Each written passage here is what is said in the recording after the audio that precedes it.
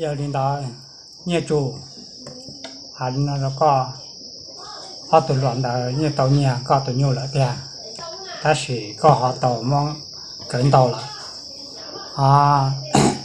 ในตรงเปล่าหนอในที่ถาดผมลงตาละแต่หาที่นอนแล้วก็มอดเสียโดนด่าซื้อตอบได้นอน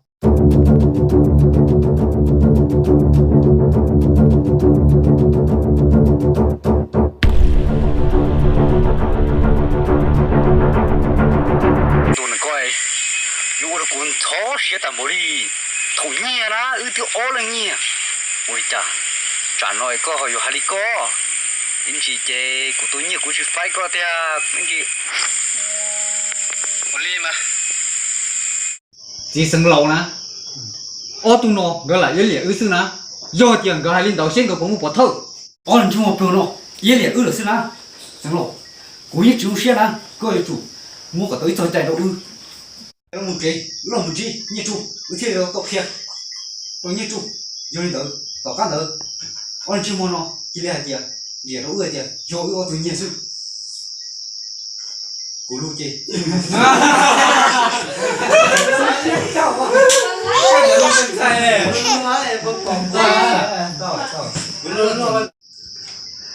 Chỉ sang lo na, hay nó có.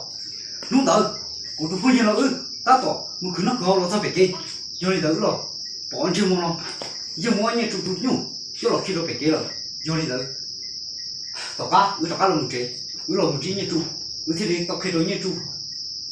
Bây giờ cái gì rồi, cái đó như chú. Cái gì chú đã chỉ nó kéo Việt Nam. Cái gì chú đã chỉ nó kéo Việt Nam.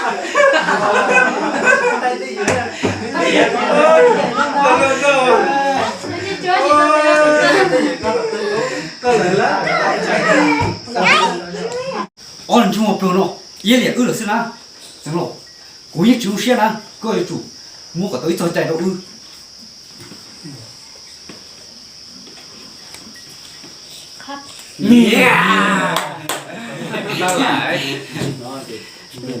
giờ nhìn ta đây lùm mua này nó sẽ lo Chỉ sừng lẩu, ư đủ chè, chúng mua đi nó sư.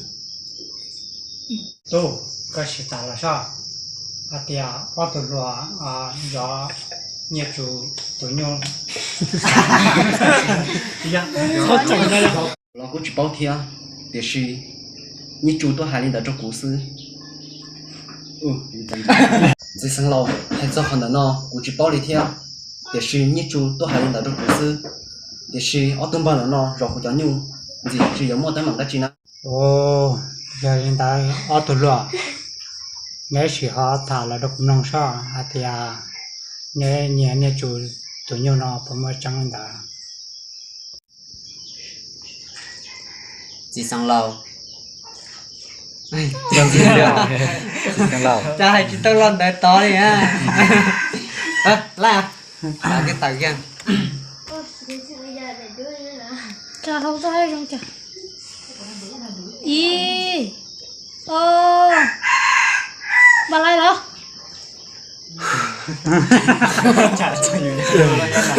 nhưng mà ấy à Tí nào đó qua xa xa cho ba lùa. Đó chưa tóm đến thế rồi. chỉ sang lầu Này này có câu của Người tới à, thế chắc đây ạ. con nhìn không mà. Con nhiêu rồi này. Chỉ sang lò. mà lấy thả câu thì lấy tôi câu Sao lại tính nhau?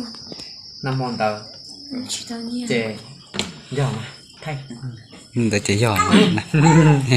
Cho cô được. Như chỉ sát chả đi chỉ đâu thả. Ý bè. chỉ sang lầu Không phải nó chính mình. Chỉ sừng lô. Nè, nó là chấp lại cái ba lửa. Tiếp rồi nó nọ. Cho ba lửa ấy. sáng lầu Cho ba tập ba. Sống tổn đó. Anh đuôi. chỉ sáng lầu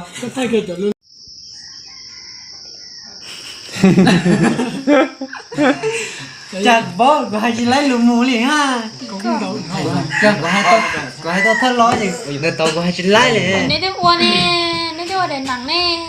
có hay tôi là nó do nhẹ chủ kia tôi đùa kia Thế đó. tuần chúa Sang lâu.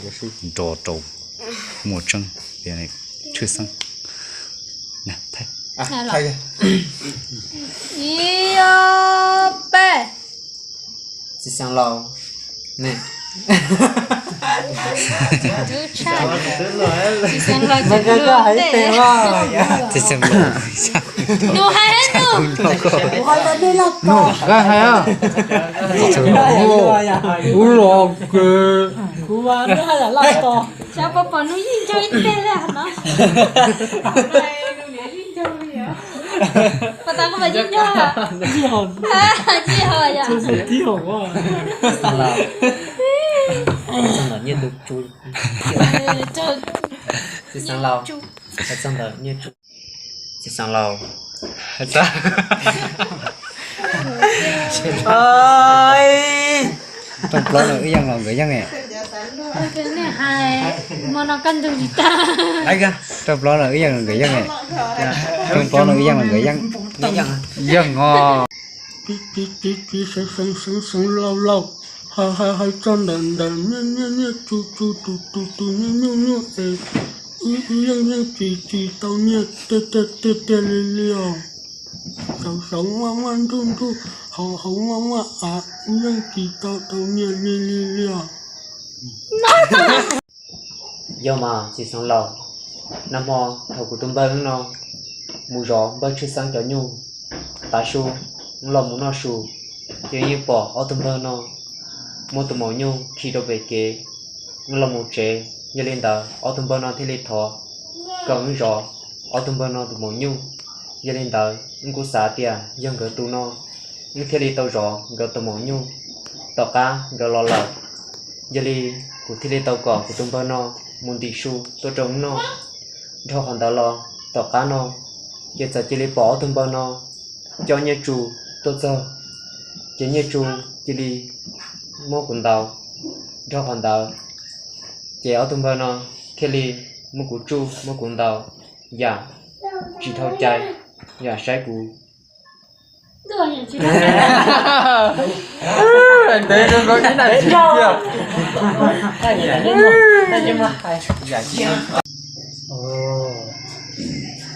có tụi lọ có một trắng người ta tham hả chỉ sừng lâu nè ô tung nó gọi là yếu liệt ư sư nè do tiền gọi hai linh đầu sen của cũng một bỏ thâu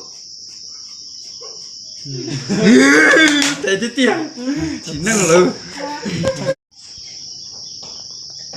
giờ đó ở tụi lọ nhưng có một phật thờ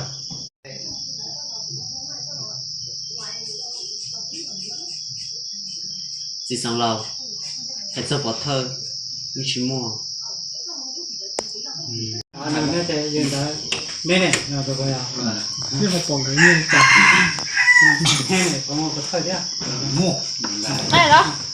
tốt bé Đúng rồi. tốt bé thiếu đúng không chị sinh lộ nhưng giờ thì ở tụi nó hay tao cũng một cho chị nhưng bọn trên môn nó nhưng chừng do trâu của chúng ta do linh đó của chỉ hằng của thế lý toàn tổng tụi nó những chi lần nhà chủ có tới bỏ trắng người ta và trả hai tiểu ở tụi lọ là nhà có tụi nhau nó và trả có chỉ cho là đồ cũ lo mà dầu phải có chỉ cho là đồ cũ Chị gái à? được kể đâu nhà chủ có tới bỏ trắng lên đầu và trả có chỉ chọn cái lọ cho cụ khai và trả có chỉ mong gần tàu theo chị sinh lộ từ giờ của một bộ rồi mất của tụi một nhau khi chị của xe cũ thôi là của thế lý tông cơ Tông.